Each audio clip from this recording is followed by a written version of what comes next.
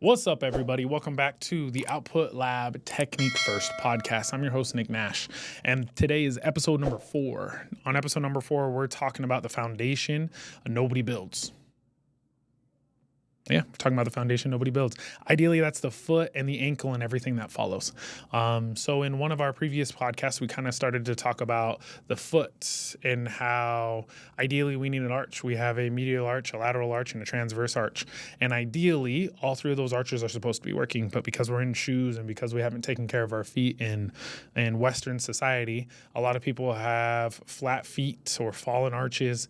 And when that happens, your body doesn't look to your musculature for stability. What happens is your body looks towards your joints for stability. So what that means in relation to the foot is we go from having this nice little tripod, triangular type shape to having a flat foot. And when you have a flat foot again, your body starts to look towards your joints for support. So if my foot's fallen arches and I'm looking for support through my body, what I'm going to end up doing is my foot's going to laterally rotate, right? Lots of things happen when your foot laterally rotates. Your arches collapse, your knees cave in, you end up using your adductors too much for power, you get bunions on the big toe joint, like lots of bad things. And it's all just because we are not at a tripod and we're falling, right? So the foot is the foundation of everything. If you have something going wrong in your shoulder, if you have something going wrong in your neck, there's a good chance that it starts in either one of, if not both of your feet, okay? So everything in your body is connected, and almost everything that breaks down starts at the floor. So it starts from the feet up. Just think about it this way, right? Let's say on average you get 10,000 steps a day. Are you aware of how you're walking through those 10,000 steps? I'm not. It's just, we've been walking our whole lives. We don't have to think about walking, right? Once you stopped falling down as a toddler, you're like, okay, I got this walking thing down. But how you walk and how your foot interacts with the ground pays massive dividends through your ankle, through your knee, through your hip, through your shoulders, and then up into your neck. So the kinetic chain, like I kind of stated earlier, all dysfunction starts in the feet. Okay. So again, we're supposed to be in this tripod type foot position. The more our arches fall, the more your body stops looking towards your musculature to support it, and it starts looking towards your joints. What that means is your foot goes this way. When that happens, then we start walking through our big toe joint like this, and we stop walking through our second toe. When you start walking through your big toe joint, as you do this for thousands upon thousands upon thousands of reps, then this joint gets inflamed and it gets big. Your toes kind of start to go off to the side. If y'all have ever seen LeBron James's feet, his toes be way out here, right? And it's no diss whatsoever. But the body is just looking for stability, and it's finding it through the joints and not through the muscles. Compensation chains. So if my foot is laterally rotated, now what that means is my ankle has lost the ability to dorsiflex, okay?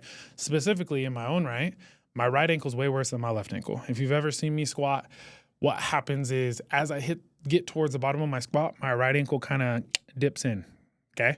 And then what happens from there is then that adds more shear force on my right knee and into my right hip, okay? We won't even go any higher than that. It adds a bunch of shear force on up the chain, okay? And so when restricted ankle motion, so I don't have a ton of great dorsiflexion, just meaning pulling your toes towards your knees.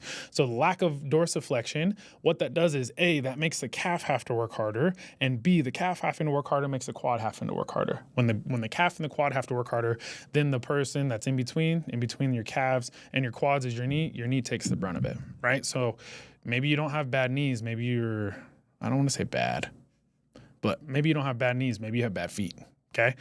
Just because nobody's ever really talked to you about taking care of your feet. Nobody's ever talked to you about getting a golf ball into the arches of your feet to help with your plantar fasciitis, or getting a golf ball into the arches of your feet so that way your foot can go from being laterally rotated to more medially rotated and you're able to work through your second toe. We'll get there.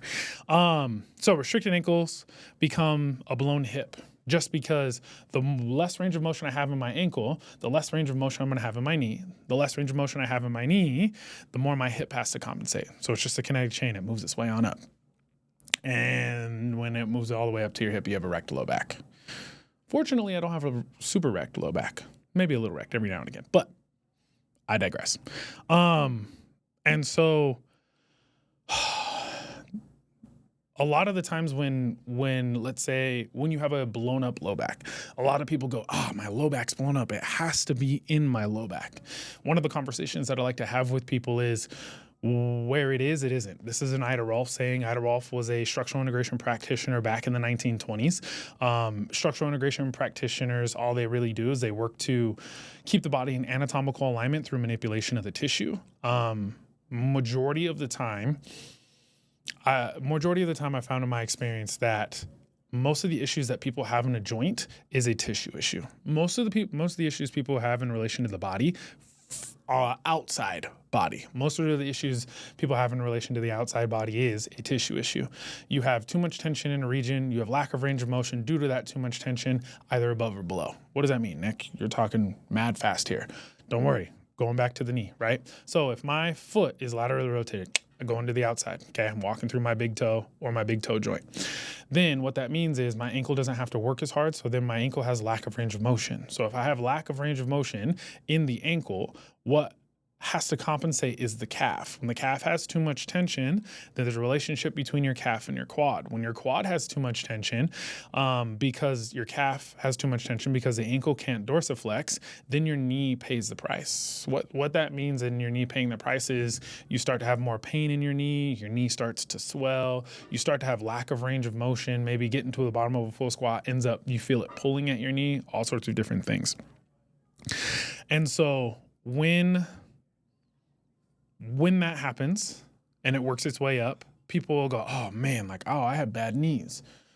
Okay, that's very possible, right? But then I ask the question of, okay, cool, what's your quad tension look like? What do you mean, what does my quad tension look like? What does it look like? What do you do for work? Do you sit at a desk? Are you walking around a bunch? Did you just do a bunch of front squats? Did you just do a bunch of wall balls, right? And getting to know what the quad situation is like. And then the next question I ask people is okay, cool. What is your calf tension like? Did you just get done doing a whole bunch of double unders and are your calves blown up? Or maybe you was walking around in stilettos all weekend. Or maybe you have a job that has you in a wedge for 8 hours a day. Whatever works. All these little things over, again, we'll say 10,000 steps, all these little things combined or compounded through 10,000 steps ends up wreaking havoc on the body. So again, in the knee description, the problem is not at the knee. Ida Rolf has the saying of where it is, it isn't. So where the pain is in the knee. It's not in the knee. It is either below the joint or above the joint. Okay. In this knee example, it is either coming from way too much calf tension and or way too much quad tension. Okay. Unless it's, we'll say inside knee stuff, then that's usually a hamstring thing, but I don't want to confuse you.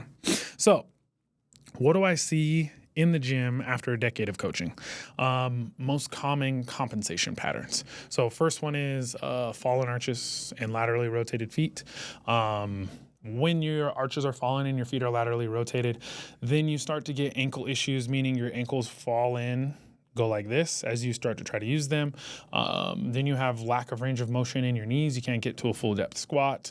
Even if you do get to a full depth squat, you end up butt winking. I'm guilty of that. Thank you, Joe, for pointing that out. Now it's been on my freaking mind for at least a month, and I've making my feet wider and actively throwing my knees out and working on my arch in my right foot to get to fix that. And slowly it's coming along. If your foot everts, right? So if it falls in as you try to use it for power, what that does is that makes your adductors work more, right? So your adductors are your medial thigh musculature. So not your quads, but your adductors on the inside. When that happens, your knees do this whole thing is called knee valgus. Your knees do this stanky leg type thing. When your knees dive in, your adductors are being called for power, and that just puts a lot of shear force on your knee. Also, when your adductors are too strong, what that means is A, you have too much quad tension, and B, your adductors are trying to function like your quads. Therefore, it puts a lot of pressure in your hips and or your low back and your groin, right? So those are some of the common things from the ground up that you see. From the hips to the neck, what we usually see is tight low back. Most everybody's sitting in a chair too much these days. The longer, so this is where we talked about the recovery ratios a couple of podcasts ago. 1-to-1 in your 20s, 2-to-1 in your 30s, 3-to-1 in your 40s, 4-to-1 in your 50s. If I am taking care of business and I sit behind a desk all day, What you're teaching your body to do is you're teaching your body, we'll talk just in the legs. You're teaching your legs that we don't want you to remember this position. What we're trying to do is we're going to get you to remember this position. So when you're sitting with your knees bent, we'll go like this so that way the cameras can see. When you're sitting like this with your knees bent, what you are teaching is you're teaching your calf that it doesn't have to work, that your ankle can be stagnant. You're teaching your quads that we want you in this shortened position and we want you to remember this shortened position. Whatever, Nick, I don't believe you. Okay, cool. If you don't believe me, when's the last time you took a flight on an airplane, right? Let's say you took a 6-hour flight. Maybe you went to Hawaii. Maybe you went back east, okay? You had to sit there the whole time, let's say because the bathrooms are out of order, right? What flight do you want to be in where the bathrooms are out of order? But you had to sit there, okay? How did you feel when you got up and had to start walking, right? You took them first like 12 to 15 steps. Were you like an 85-year-old person, right? No offense to any 85-year-olds out there. And you've probably felt a bunch of pressure in your hips and your low back. That is just because when you sat there for a duration, now your body is trying to adapt to this constant stimulus that you're giving it of sitting in that position. So the shortened quads, and shortened hip flexors. When those muscles get shortened, they like to put a bunch of tension in your low back. How they put tension in your low back is you have your pelvis. Think about it like a bowl, okay? When I have too much tension in my quads because I sit too much or I'm too quad dominant, what happens is that bowl anteriorly rotates. All that means is it tilts forward, okay? When I tilt forward, so imagine this is the front of my hip, this is the back of my hip. When my quads are too tight, my hip flexors are too tight, and my pelvis dips forward, what does that do to your low back, right? You ever seen anybody walking around where like they're sticking their butt out, right? And they're just like trying to stand up all tall? They have tight quads and tight hip flexors. What that does is that blows up your low back, okay? So from your hips working your way up, low back, we've discussed most of the common dysfunctions that I've seen there. Then because we're all seated, wow, that's a bad word. Seated, because we are seated in this position, most of us don't sit up nice and tall, right? If you do, kudos to you. But most of us, after an hour or two, then we end up doing this. What happens when you sit like this is then your body becomes more kyphotic. All that means is instead of sitting up big, broad, and tall, you're pulled forward, okay? When you get pulled forward, what that does is that limits the range of motion in your thoracic. So just think like your upper rib cage. And then also what that does is that puts a lot of tension in your pecs and shoulders. When you get too much tension in your pec and shoulders, it rounds your shoulders forward. Okay.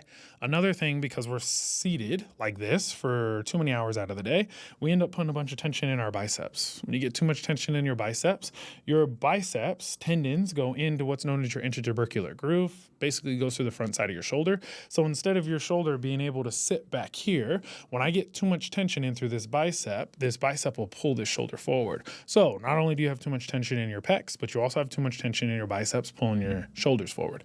And working our way all the way up to the neck, when we are too kyphotic, when we are too medially rotated through our shoulders or rounded, what that does is our neck is ideally supposed to be long like this. Everything can function appropriately when our neck is long.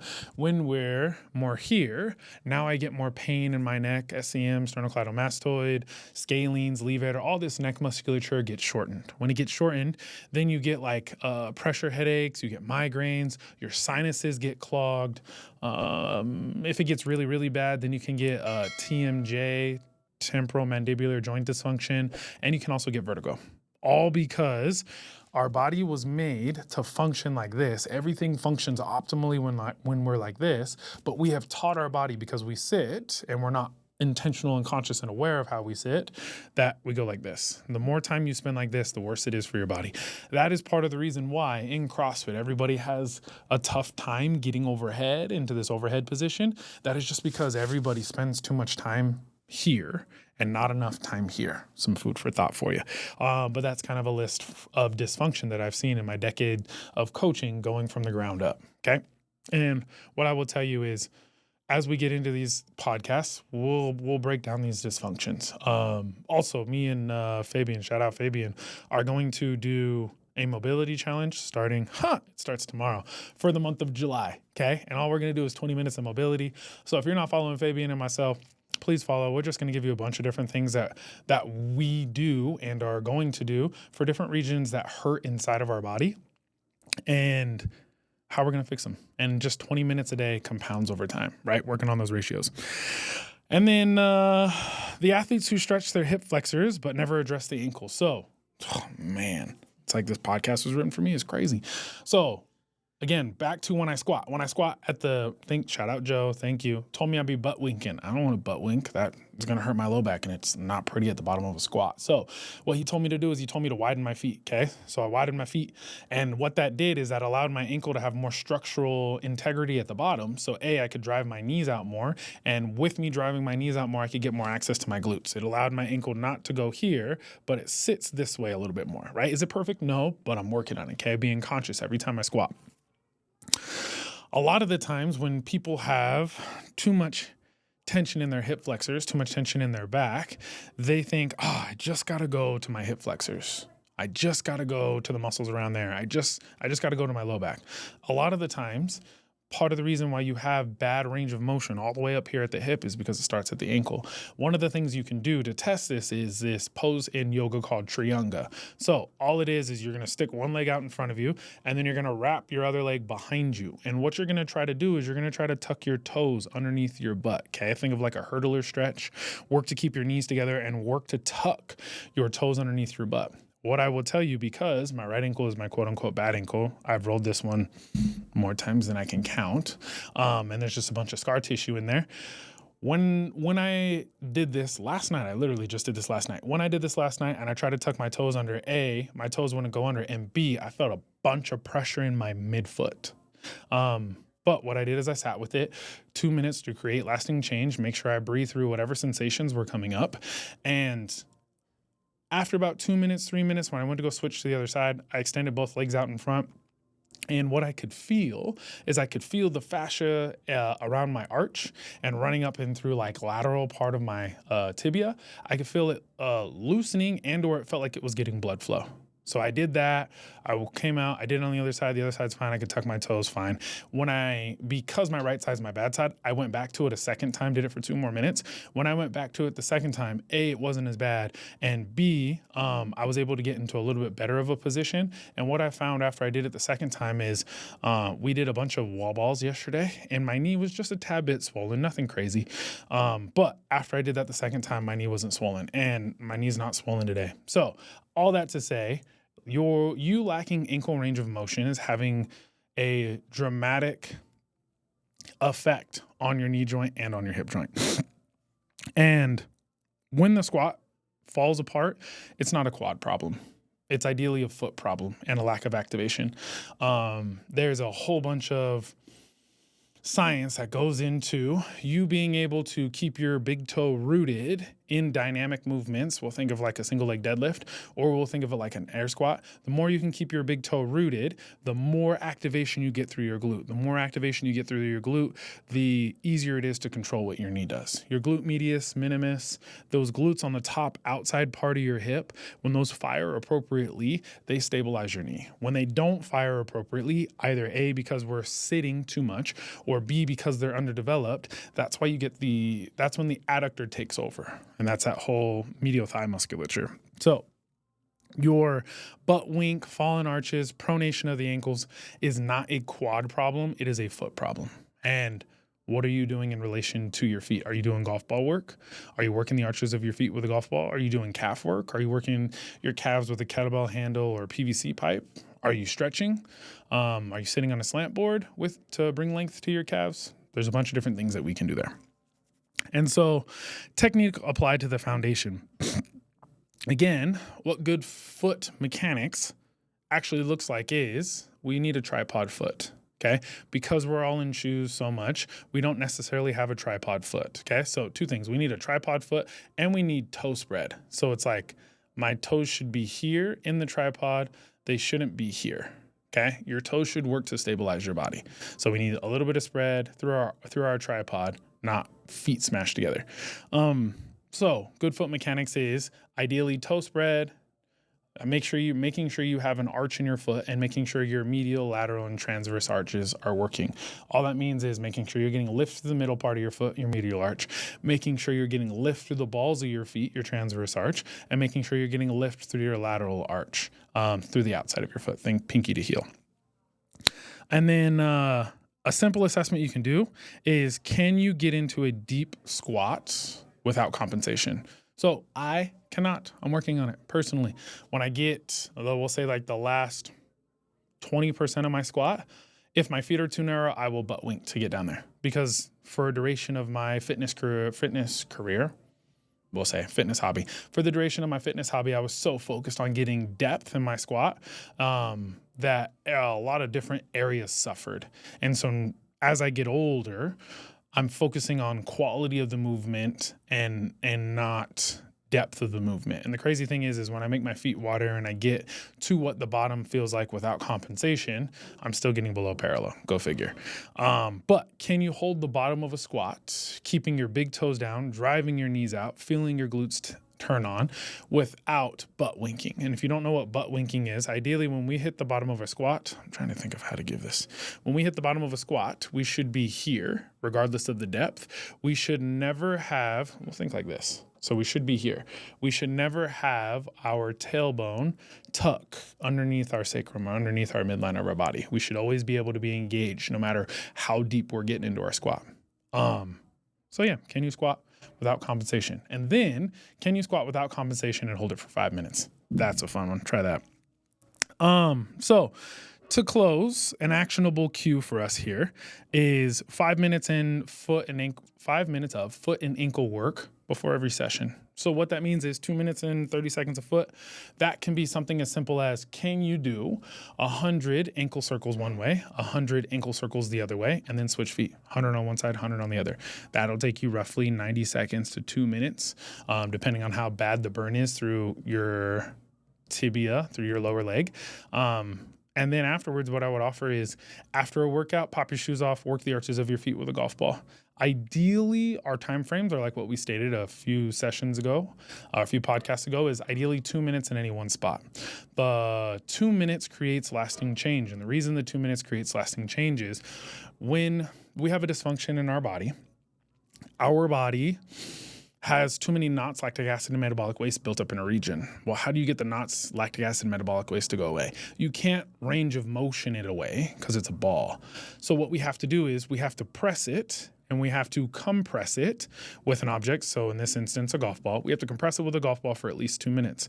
After about 90 seconds, you'll feel it start to alleviate. What happens is by compressing it, you're bringing your body's awareness to the region. So in relation to your foot, you compressing it brings your body's awareness to the arch of your foot where there's a knot.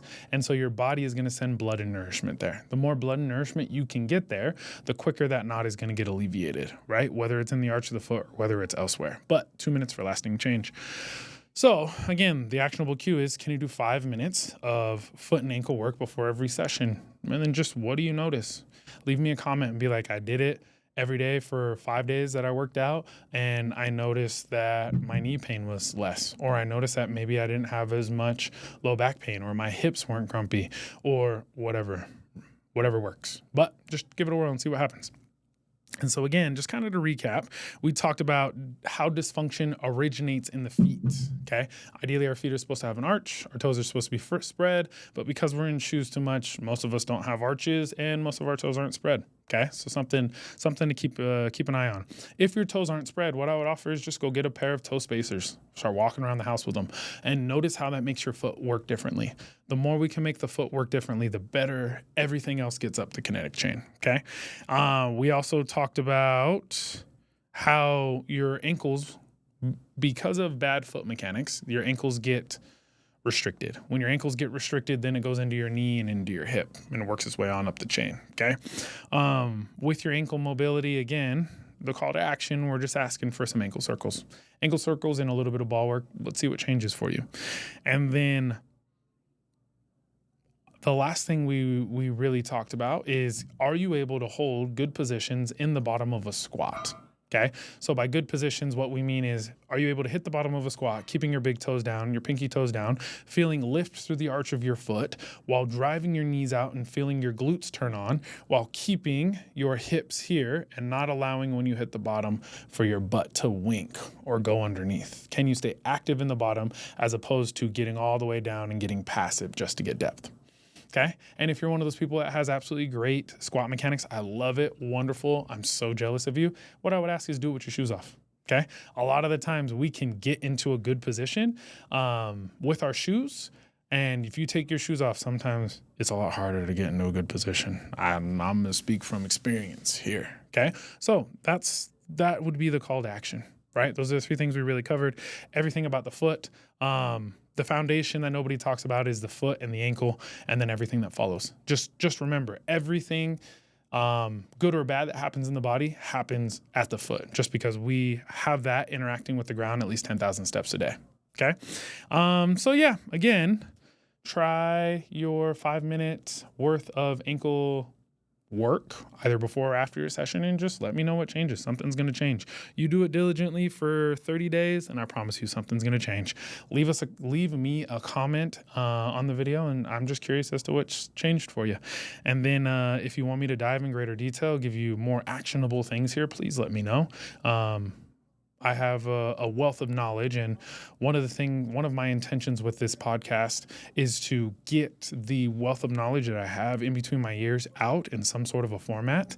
So then that way people have it's more readily accessible for individuals. And so, yeah, in episode number 5, we'll talk about, once a foundation is solid, how to build those intelligently. But yeah, I'm Nick, and this is the Output Lab Technique First podcast. I hope you have an absolutely wonderful day.